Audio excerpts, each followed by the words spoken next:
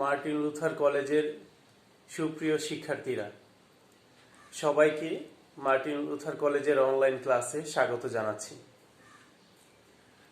আশা করি সবাই সুস্থ আছো এবং নিরাপদে আছো। আমাদের নিয়মিত অনলাইন ক্লাসে তোমরা যে বিষয়গুলো পড়ছো সেই বিষয়গুলোর উপরে অধিক সহকারে গুরুত্ব দিবে। আমরা কিছুদিনের মধ্যেই তোমাদের যেই পাঠ্য অংশগুলো পড়িয়েছি তার উপর পরীক্ষা নিব। এই জন্য তোমাদের বলবো যে তোমরা পড়াগুলো অতি মনোযোগ সহকারে দেখো এবং বাসায় এগুলো কমপ্লিট করো। তাহলে প্রিয় শিক্ষার্থীরা, আজকে আমরা ব্যবসায় সংগঠন ও ব্যবস্থাপনার দ্বিতীয় পত্রের নতুন একটি অধ্যায়ে আসব। সেটি হচ্ছে অধ্যায় চতুর্থ, সংগঠন। সেই সংগঠন নিয়ে গত ক্লাসে আলোচনা করা হয়েছিল, সংগঠন কাকে বলে এবং সংগঠনের আরো কিছু বিষয় নিয়ে আলোচনা করা হয়েছিল। তাহলে এই ক্ষেত্রে আমরা আজকে সংগঠনের যে মূলনীতি, সেই মূলনীতি নিয়ে আলোচনা করব। সংগঠনের মূলনীতি নিয়ে আজকে আমরা আলোচনা করব।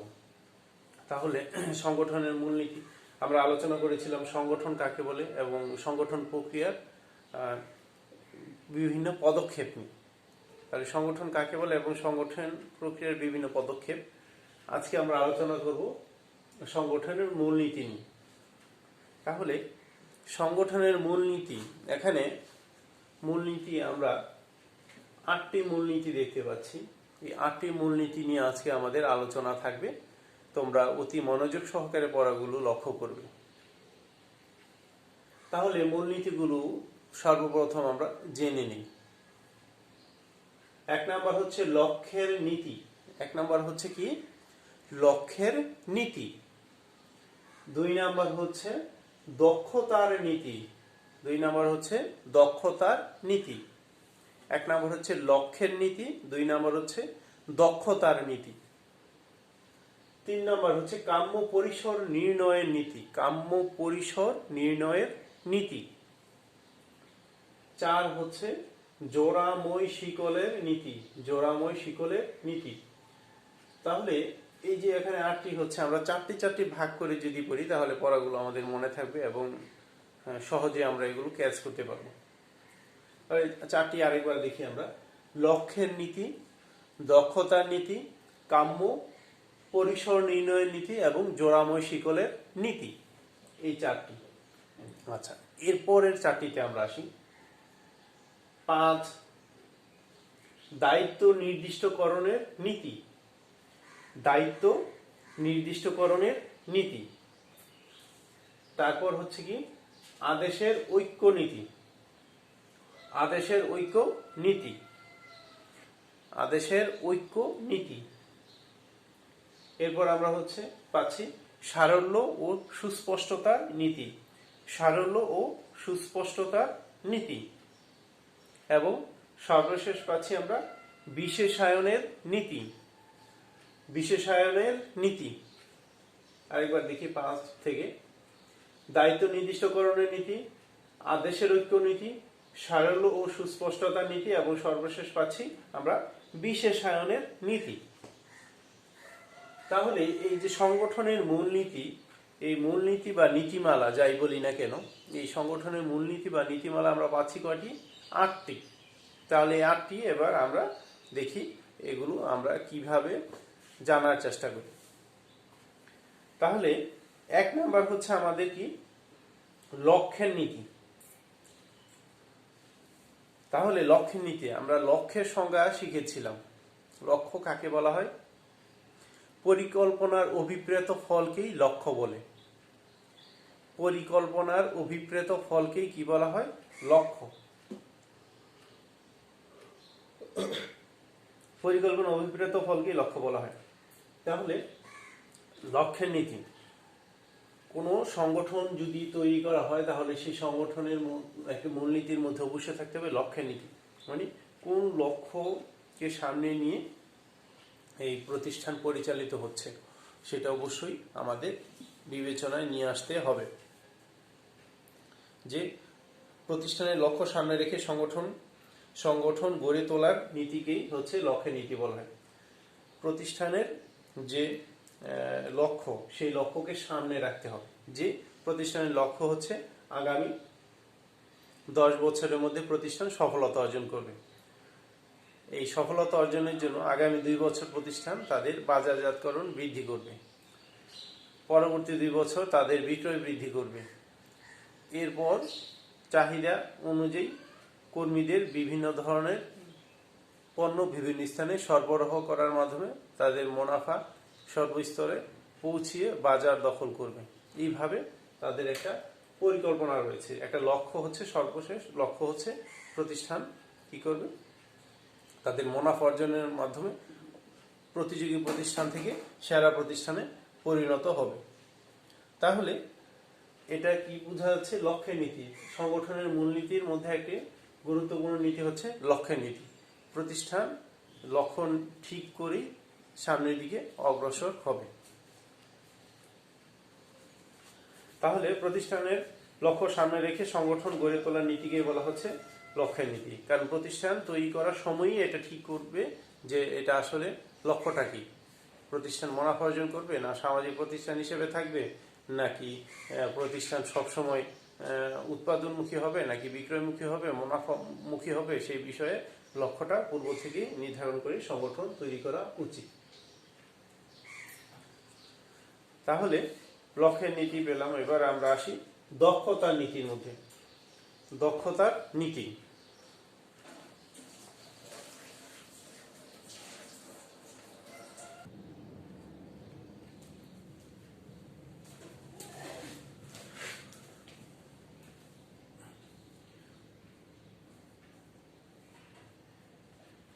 তাহলে প্রতিষ্ঠানের দক্ষতা নীতি কাকে বলা হয়? দক্ষতা নির্ভর করে দুইটি বিষয়ের উপরে। এক হচ্ছে কর্মীর উপরে, আরেকটি হচ্ছে আধুনিক যন্ত্রপাতির উপরে। তাহলে দক্ষতার নীতি প্রতিষ্ঠানের দক্ষ কতটুকু, প্রতিষ্ঠানের অভীষ্ট লক্ষ্য অর্জনের জন্য, প্রতিষ্ঠানের যে লক্ষ্য রয়েছে সেই লক্ষ্য অর্জনের জন্য যে প্রতিষ্ঠানকে এবং প্রতিষ্ঠানের কর্মীদেরকে আরও বেশি সুগঠিত করার যে নীতি, সেটাকে বলা হয় দক্ষতা নীতি। কারণ সুগঠিত করার জন্য প্রতিষ্ঠানের দুই ধরনের দক্ষতার প্রয়োজন। এক হচ্ছে দক্ষ কর্মী, আরেকটি হচ্ছে দক্ষ যন্ত্রপাতি বা প্রযুক্তি। তাহলে দক্ষ কর্মী যদি প্রতিষ্ঠানে বিদ্যমান থাকে, তাহলে সেই দক্ষ কর্মী প্রতিষ্ঠানের কার্যক্রম দক্ষতার সহিত, সুস্পষ্টতার সহিত এবং সুন্দরভাবে সঠিক সময়ে সম্পূর্ণ করতে পারবে। অপরদিকে প্রতিষ্ঠানের যন্ত্রপাতি যদি আধুনিক হয়, প্রযুক্তি যদি আধুনিক হয়, তাহলে সেই ক্ষেত্রে কি হবে? প্রতিষ্ঠান অন্যান্য প্রতিষ্ঠান থেকে অগ্রসর হতে পারবে। দেখা গেল যে কোনো একটি কারখানায় 20 জন শ্রমিক যে কাজ সম্পূর্ণ করতে পারে, মিস্টার এক্সের প্রতিষ্ঠানে একটি মেশিন প্রতি ঘন্টায় সেই কাজ সম্পূর্ণ করতে পারে। তাহলে একটি মেশিন যদি 1 ঘন্টায় 20 জন শ্রমিকের সারাদিনের পরিশ্রমের ফলে যেই কাজ সম্পাদিত হয় সেই কাজ করতে পারে, তাহলে সেখানে আমরা বুঝতে পারবো যে প্রতিষ্ঠানের দক্ষতার নীতি ফলপ্রসূ। এই জন্য জনশক্তি বা উপকরণ ব্যয়ে অভীষ্ট লক্ষ্য অর্জনের যে নীতি, সেটাকে বলা হয় দক্ষতা নীতি। জনশক্তি বলতে এখানে বলা হচ্ছে প্রতিষ্ঠানের কর্মরত কর্মী বাহিনী। আর এখানে অন্যান্য যে নীতিমালাগুলো রয়েছে বা প্রতিষ্ঠানের অন্যান্য যে প্রযুক্তি রয়েছে, প্রতিষ্ঠানের যে যন্ত্রপাতি রয়েছে, সেগুলোকে আমরা বলতে পারি আরেকটি নীতি, যেটাকে বলা হচ্ছে বস্তুগত। তাহলে বস্তুগত যে দক্ষতা নীতি সেটা, তাহলে প্রতিষ্ঠানের জনশক্তি এবং প্রতিষ্ঠানের বস্তুগত যে দক্ষতা, সেই বস্তুগত এবং জনশক্তিগত দক্ষতার সমন্বয়ে যে নীতি পরিচালিত হয় সেটাকে বলা হয় দক্ষতা নীতি। তাহলে এই দক্ষতা নীতি সংমিশ্রণ হচ্ছে দুটি, একটি হচ্ছে জনশক্তি আর একটা হচ্ছে কি প্রযুক্তি বা আধুনিকতা বা আমাদের প্রতিষ্ঠানে কর্মরত কর্মী বাহিনীর যে বিভিন্ন উপকরণ যন্ত্রপাতি, তাকে বলা হচ্ছে। তাহলে লক্ষ্যের নীতি এবং দক্ষতার নীতি, আশা করি এই দুটো তোমাদের বুঝতে সমস্যা হবে না। এরপর আমরা চলে আসি কাম্য পরিসর নির্ণয়ের নীতি।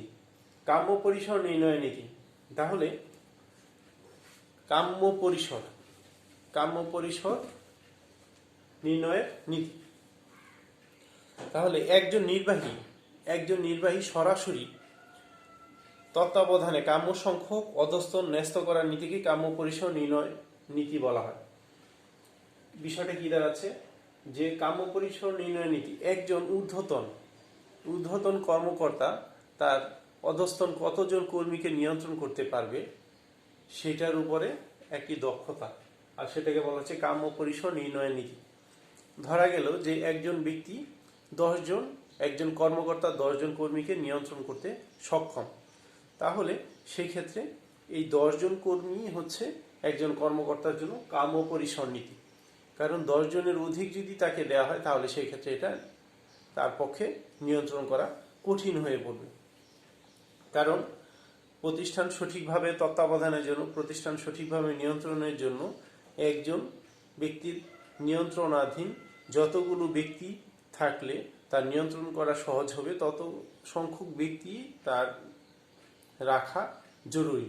তা না হলে একজন ব্যক্তি, সাপোজ ধরা হলো 10 জন কর্মীকে নিয়ন্ত্রণ করতে পারে, সেক্ষেত্রে তাকে যদি 15 জন কর্মী নিয়ন্ত্রণের দায়িত্ব দেওয়া হয় সেক্ষেত্রে সে কাজ সঠিকভাবে পালন করতে পারবে না। এর জন্য কাম্য পরিসর নীতিটা এরকম হওয়া দরকার যে যতটুকু একজন নির্বাহীর পক্ষে পালন করা সম্ভব ততটুকুই তাকে দায়িত্ব দেওয়া উচিত। শুধুমাত্র কাজের ভার দেওয়া বা অধিক সংখ্যক কাজ দিয়ে তাকে ব্যস্ত রাখা হলেই প্রতিষ্ঠান সফল হবে না। প্রতিষ্ঠানকে চিন্তা করতে হবে যে সংগঠনের যে মূলনীতি, সেই মূলনীতির মধ্যে কাম্য পরিসর মূলনীতি একটি গুরুত্বপূর্ণ। কারণ এই ক্ষেত্রে প্রতিষ্ঠান যাকে দিয়ে কাজ করাবে তার কাজের আওতা বা পরিধি অবশ্যই পূর্ব থেকে নির্ধারণ করতে হবে, এবং সেই নির্ধারিত পরিসর অবশ্যই তার জন্য যাতে ফ্লেক্সিবল হয় সেই বিষয়টাও মাথায় রাখতে হবে। কারণ তার নিয়ন্ত্রণ বহির্ভূত কোনো কাজ বা কোনো দায়িত্ব যাতে তাকে দেয়া না হয়। অতএব এই বিষয়টা মাথায় রাখাও কাম্য পরিসর নীতির মধ্যে অনেক বেশি গুরুত্বপূর্ণ। তাহলে আমরা লক্ষ্যের নীতি, দক্ষতা নীতি এবং কাম্য পরিসর নীতি, 3টা নীতি পড়লাম। এরপরে আমরা আসি জোড়াময় শিকলের নীতি। জোড়াময় শিকলের নীতি আমরা ব্যবস্থাপনার হ্যান্ডিফেল প্রদত্ত যে নীতিগুলো পড়েছিলাম তার মধ্যে একটি নীতি ছিল জোড়াময় শিকলের নীতি। তাহলে এই জোড়াময় শিকলের নীতিটা কি? জোড়াময় শিকলের নীতি হচ্ছে প্রতিষ্ঠানের উপর থেকে নিচ পর্যন্ত বিভিন্ন ব্যক্তি থাকবে, বিভাগ থাকবে, এগুলোকে একে অন্যের সাথে সংযুক্ত করার যে নীতি সেটাকে বলা হচ্ছে জোড়াময় শিকলের নীতি। প্রতিষ্ঠানের উপরে, একটি প্রতিষ্ঠানে সাধারণত কয়টি স্তর থাকে ব্যবস্থাপনার ক্ষেত্রে? 3টি স্তর থাকে, উচ্চ স্তর, মধ্য স্তর এবং নিম্ন স্তর। তাহলে উচ্চ স্তরে কারা অবস্থান করে থাকেন? উচ্চ স্তরে অবস্থান করে থাকেন প্রতিষ্ঠানের যারা মালিক, নীতি নির্ধারক, প্রশাসক তারা। আর মধ্য স্তরে অবস্থান করে থাকেন প্রতিষ্ঠানের ব্যবস্থাপক বা প্রতিষ্ঠানের সহকারী ব্যবস্থাপক। মোট কথা ঊর্ধ্বতনদের কাজ বাস্তবায়নের জন্য যারা নির্দেশনা দিয়ে থাকেন তাদেরকে বলা হয় মধ্য স্তরের ব্যবস্থাপক, মধ্য স্তরের ব্যবস্থাপক বা মধ্য স্তরের ব্যক্তিবর্গ। এরপর তৃতীয় পর্যায়ে যারা থাকেন তাদেরকে বলা হয় উচ্চ স্তর, মধ্য স্তর এবং নিম্ন স্তর। তাহলে এই নিম্ন স্তর কেন বলা হয়? কারণ যারা নীতি বাস্তবায়নের জন্য মাঠ পর্যায়ে সরাসরি কাজ করে থাকেন তাদেরকে বলা হয় নিম্ন স্তরের ব্যবস্থাপক। এই ক্ষেত্রে তাদেরকে যেমন সুপারভাইজার হতে পারে, শ্রমিক হতে পারে, তাদেরকে আমরা বলবো কি নিম্ন স্তরের ব্যবস্থাপক। তারা কি করে থাকেন? যারা নীতি নির্ধারক, সেই নীতি নির্ধারকদের আদেশ অনুযায়ী প্রতিষ্ঠানের যারা ব্যবস্থাপনা দায়িত্বে থাকেন তারা কাজ বাস্তবায়নের জন্য মাঠ পর্যায়ে যাদের উপর নির্দেশনা দিয়ে থাকেন তাদেরকে বলা হয় নিম্ন স্তরের ব্যবস্থাপক। তাহলে এই নিম্ন স্তরের ব্যবস্থাপক জবাবদিহি করে থাকেন কাদের কাছে? প্রতিষ্ঠানের যারা ঊর্ধ্বতন কর্মকর্তা তাদের কাছে। আর ঊর্ধ্বতন কর্মকর্তারা আবার জবাবদিহিতা করে থাকেন প্রতিষ্ঠানের যারা নীতি নির্ধারক বা প্রতিষ্ঠানের যারা প্রশাসক তাদের কাছে। তাহলে এখানে একটি বিষয় বিবেচনায় নিয়ে আসতে হবে যে প্রতিষ্ঠানের জবাবদিহিতা নিম্ন থেকে উপরের দিকে আসে, আর কর্তৃত্ব আসে উপর থেকে নিচের দিকে। তাহলে জবাবদিহিতা নিচ থেকে উপরের দিকে, মানে উপরের মানুষের কাছে জবাবদিহি করতে হবে, আর কর্তৃত্ব আসে উপর থেকে নিচের দিকে। তাহলে জোড়াময় শিকলের নীতিটা হচ্ছে প্রতিষ্ঠানের প্রতিটা বিভাগ, উপবিভাগ বা প্রতিষ্ঠানের ব্যক্তি যারাই রয়েছে কেন, যারা রয়েছে সবার মধ্যে পারস্পরিক যে একটা যোগাযোগ এবং স্তর অনুযায়ী একে অন্যের সাথে যে মান্যতা বা সখ্যতা তৈরির যে নীতি, সেটাকে আমরা বলবো জোড়াময় শিকলের নীতি। মানে এখানে স্তর অনুযায়ী উচ্চ স্তর, মধ্য স্তর, নিম্ন স্তর একে অন্যের সাথে তাদের যে কর্তৃত্ব উপর থেকে নিচের দিকে আসা এবং জবাবদিহিতা নিচ থেকে উপরের দিকে আসা, এটা ধারাবাহিকভাবে পালনের যে নীতি, সেটাকে আমরা বলবো জোড়াময় শিকলের নীতি। জোড়াময় শিকলের নীতিটা এখন এই সংগঠনের মূলনীতি সবগুলোই গুরুত্বপূর্ণ, কিন্তু জোড়াময় শিকলের নীতিটা এটা আপোষহীন একটি নীতি, এটা অগ্রাহ্য করার কোনো উপায় নেই। তাহলে আমরা এখানে সংগঠনের মূলনীতি আমরা 4টি শিখলাম। 1 নাম্বার শিখলাম লক্ষ্যের নীতি, 2 নাম্বার শিখলাম আমরা দক্ষতার নীতি, 3 নাম্বার শিখলাম কাম্য পরিসর নির্ণয়ের নীতি, এবং 4 নাম্বার শিখলাম জোড়াময় শিকলের নীতি। তাহলে এই যে 4টি নীতি শিখলাম, এই 4টি নীতি আশা করি তোমরা মনোযোগ সহকারে শুনেছ। এটা অবশ্যই তোমাদের বলবো, তোমরা পড়াশোনার পর এবং বই থেকে পড়ার পর তোমরা এগুলো লিখে ফেলবে। 1 লাইন করে হলেও তোমরা এটা লিখবে, তাহলে যাতে তোমরা এগুলো যদি কোনো সময় জ্ঞানমূলকে আসে বা এটা উদ্দীপকে আসে, আমরা যাতে ভুল না করি। উদ্দীপকে যদি আসে যে ব্যবস্থাপনার মূলনীতি, এটা কোন মূলনীতির আওতাধীন, একটা উদ্দীপকের মধ্যে আলোচনা আসলো এটা কোন মূলনীতির আওতাধীন, তাহলে সেই ক্ষেত্রে সংগঠনের মূলনীতির আমরা জোড়াময় শিকলের নীতি এটা পড়ে যাতে দিতে পারি, অথবা কাম্য পরিসর নির্ণয় নীতি, অথবা দক্ষতা নীতি। তাহলে এই বিষয়গুলো আমাদের, অথবা লক্ষ্যের নীতি, এই বিষয়গুলো যাতে আমাদের মেমোরিতে থাকে। এরপর আমরা পরবর্তীতে আসি 5 নম্বরে দায়িত্ব নির্দিষ্টকরণের নীতি। দায়িত্ব নির্দিষ্টকরণের নীতি। তাহলে এই দায়িত্ব নির্দিষ্টকরণের নীতিটা কি? দায়িত্বর সাথে কিন্তু জবাবদিহিতার কথাটা চলে আসে।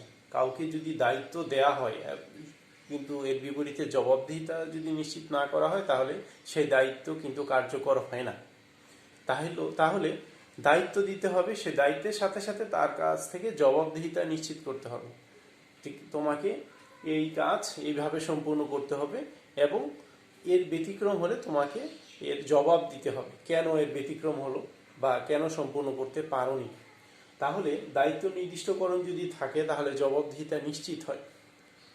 উদাহরণ হিসেবে ধরা যায় 5 জন কর্মীকে 5 ধরনের কাজ দেয়া হলো, এবং 5 ধরনের কাজ দেওয়ার সাথে সাথে তাদেরকে বলা হলো তোমাদেরকে এই কাজ পালনের জন্য স্ব জবাবদিহিতা আমরা করব। তাহলে সেই ক্ষেত্রে যদি কোনো কারণে কাজের ব্যাঘাত ঘটে, তাহলে ধরা গেল মিস্টার এক্সকে উৎপাদনের কাজ, মিস্টার ওয়াইকে বিক্রয়ের কাজ দেওয়া হলো।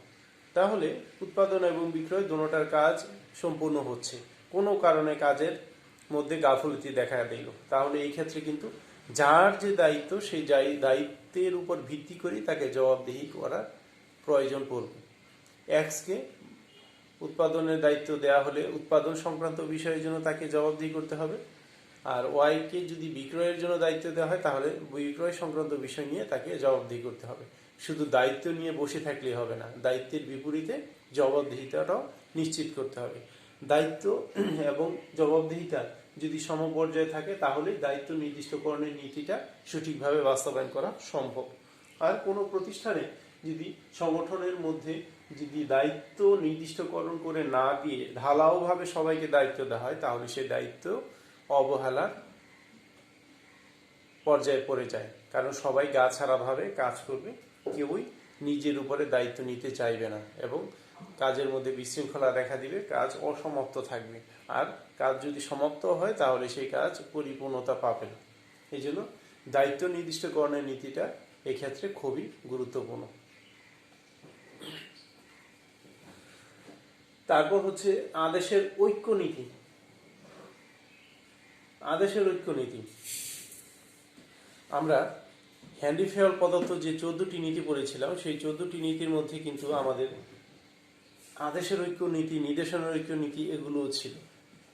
যারা ক্লাসগুলো সুন্দরভাবে অনুসরণ করেছো তাদের এই বিষয়টা আসলে আগে থেকেই পারার কথা। তাহলে আদেশের ঐক্য নীতি, আদেশের ঐক্য নীতি, আদেশ বলতে বোঝাচ্ছে কি, কাউকে কিছু করার জন্য বলা, যে তুমি এই কাজটি করো, এইরকম বিষয়টা। তাহলে আদেশের ঐক্য নীতি, আদেশ, একজন কর্মীর আদেশদাতা হবেন একজন, একজন কর্মীর আদেশদাতা হবেন কি একজন, এটা নিশ্চিত করতে হবে। আর এটাকে বলা হচ্ছে আদেশের ঐক্য নীতি। কারণ একজন কর্মীকে যদি 5 জন ঊর্ধ্বতন নিয়ন্ত্রণ করেন, কারণ কর্মী তো কর্মী, কর্মী কর্মকর্তার আন্ডারে কাজ করবেন। এখন কর্মকর্তা যদি চিন্তা করেন যে এই কর্মী তো আমার নিচু স্তরে অবস্থান করে থাকে, আমি তো তার থেকে উপরের স্থানে অবস্থান করি, অতএব আমি তাকে নিয়ন্ত্রণ করতে পারবো এবং তাকে বিভিন্ন কাজের আদেশ দিতে পারবো। বিষয়টা এরকম না হয়ে বিষয়টা যদি আদেশের ঐক্যের নীতির পর্যায়ে পড়ে, যে হ্যাঁ তুমি আদেশ দিতে পারবে অবশ্যই, কিন্তু তোমার নির্দিষ্ট যে কর্মী রয়েছে সেই কর্মীকেই একমাত্র আদেশ দিতে পারবে, অন্য কাউকে নয়, তাহলে সেই ক্ষেত্রে আদেশের ঐক্যের নীতি প্রতিষ্ঠিত হবে। এটার বিষয়টা কি দাঁড়াবে, অবশ্যই সবাই সবাইকে মানবে, কিন্তু আদেশদাতা হবে একজন। যে কর্মী কাজ করবে সে কর্মী কিভাবে কাজ করবে, কখন কি করবে না করবে, সেই সংক্রান্ত যত ধরনের প্রয়োজনীয় আদেশ, উপদেশ, নির্দেশ যাই হোক না কেন, যাই বলি না কেন, পরামর্শ, সব একজন কর্মীর, একজন কর্মকর্তার নিয়ন্ত্রণাধীন থাকে। সেটা বলেছে আদেশের ঐক্য নীতি। তাহলে একজন কর্মীর আদেশদাতা একজনই হবেন, এটা নিশ্চিত করার যে নীতি সেটাকে বলা হয় আদেশের ঐক্য নীতি। একজন কর্মী বা কর্মকর্তা যে যাই বলি না কেন, সে যে কাজ করবে তার আদেশদাতা হবেন একজন।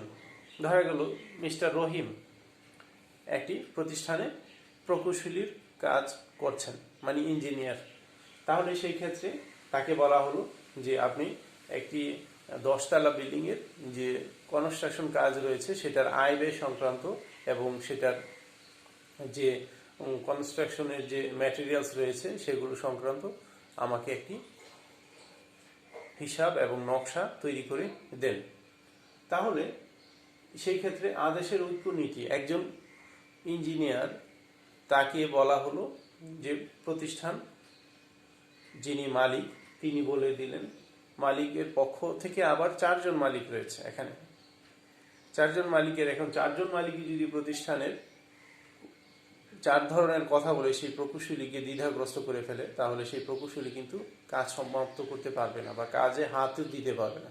সে চিন্তায় পড়ে যাবে যে কোনটা রেখে কোনটা করব, কিভাবে করব। তাহলে সেই ক্ষেত্রে তাকে যে কথাটা বলা হলো যে প্রতিষ্ঠানের ম্যাটেরিয়ালস এবং হিসাব সংক্রান্ত বিষয়গুলো সম্পর্কে আমাকে ধারণা দিন, এটা যদি একজন কর্মকর্তা বা একজন মালিকের পক্ষ থেকে আসে, সেই ক্ষেত্রে সেই প্রকৌশলীর কাজ সম্পূর্ণ করা সহজ হবে, কারণ সেখানে আদেশের ঐক্যের নীতি প্রতিষ্ঠিত হবে।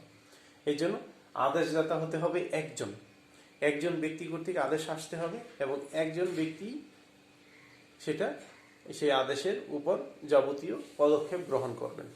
এই জন্য এটা নিশ্চিত করার নীতিকে বলা হচ্ছে আদেশের ঐক্য নীতি। এরপর আমরা আসি সারল্য ও সুস্পষ্টতার নীতি।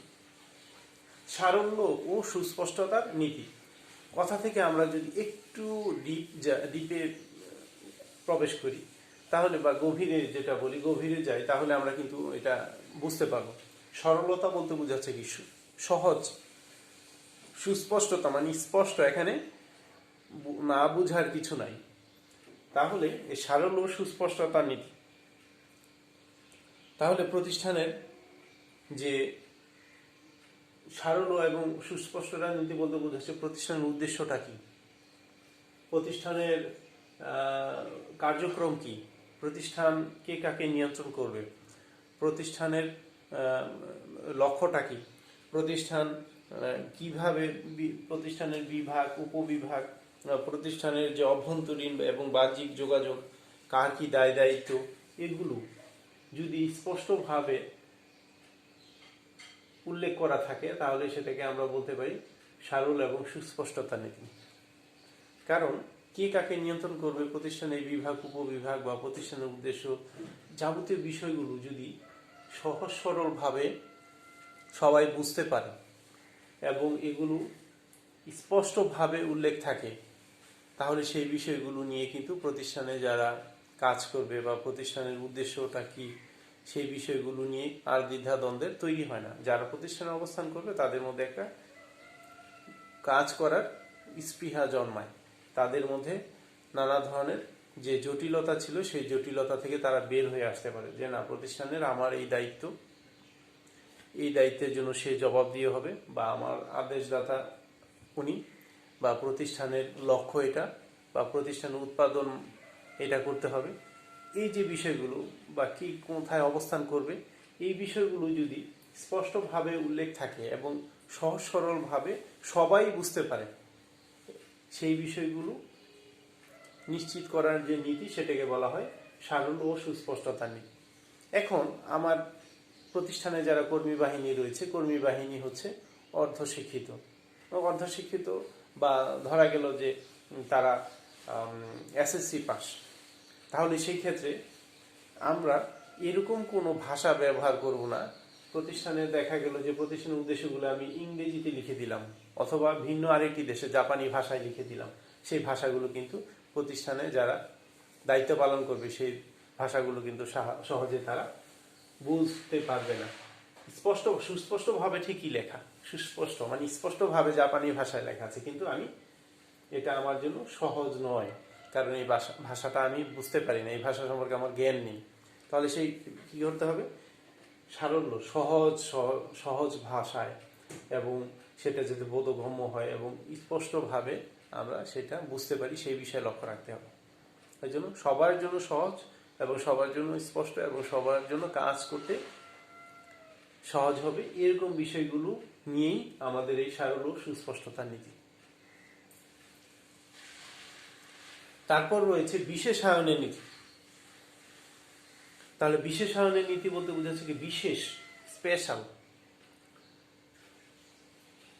যেমন আমরা অসুস্থ হয়ে গেলে ডক্টরের কাছে যে চিকিৎসা গ্রহণ করি, এখন আমার হচ্ছে মাথা ব্যথা হচ্ছে, এখন আমি যদি দেখা গেল যে আমার যে সমস্যাটা সেই সমস্যা নিয়ে আমি একজন দাঁতের ডাক্তারের কাছে গেলাম, তাহলে সেই দাঁতের ডাক্তার কিন্তু পুরোপুরি আমার চিকিৎসাটা করতে পারবেন। হয়তো বা তিনি বলতে পারেন যে হ্যাঁ আপনার দাঁতে ব্যথা হচ্ছে এই কারণে মাথা ব্যথা, এরকম তো হতে পারে যে আমার শারীরিক অন্য কোনো সমস্যার কারণে মাথা ব্যথা হচ্ছে, অথবা দেখা গেল যে একজন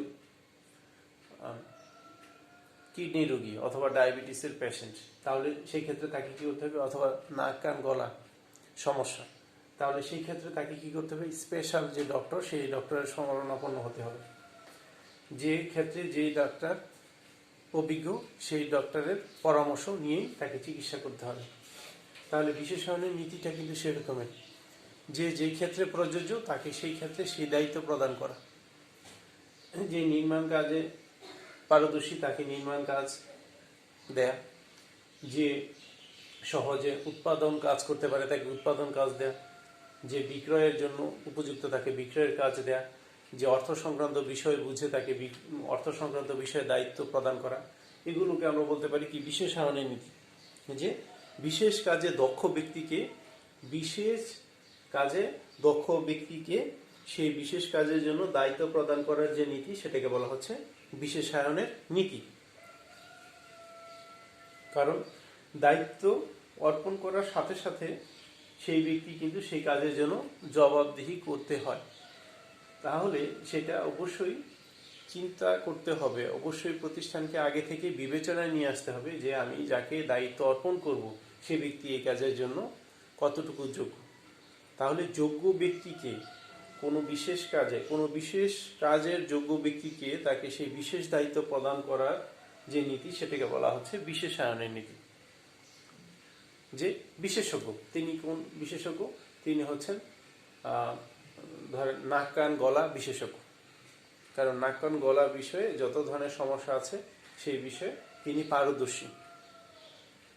তাহলে এই যে বিষয়টা, এই বিষয়টাকে আমরা বলবো বিশেষায়নের নীতি। প্রতিষ্ঠানে যারা কর্মরত কর্মী বাহিনী রয়েছে তাদের মধ্য থেকে যে কাজে যোগ্য তাকে সেই কাজের জন্য নিয়োজিত করার ক্ষেত্রে যে নীতি প্রতিষ্ঠিত হয় সেটাকে বলা হয় বিশেষায়নের নীতি। আশা করি তোমরা পড়াগুলো বুঝতে পারছো।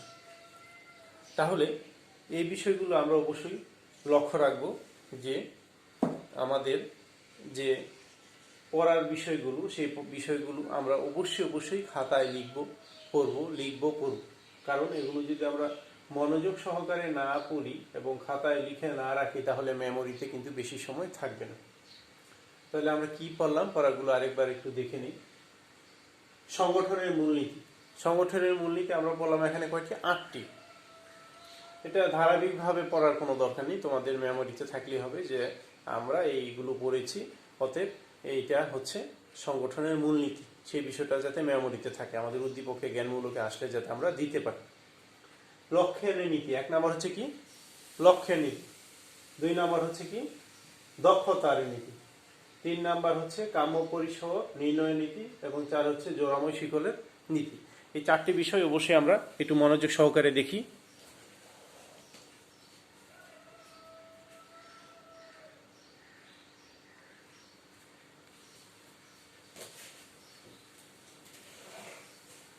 এরপর আমরা আবার পাচ্ছি দায়িত্ব। 5 হচ্ছে দায়িত্ব নির্দিষ্টকরণের নীতি, 6 হচ্ছে আদেশের ঐক্য নীতি, 7 হচ্ছে সারল্য ও সুস্পষ্টতা নীতি এবং 8 হচ্ছে বিশেষায়নের নীতি।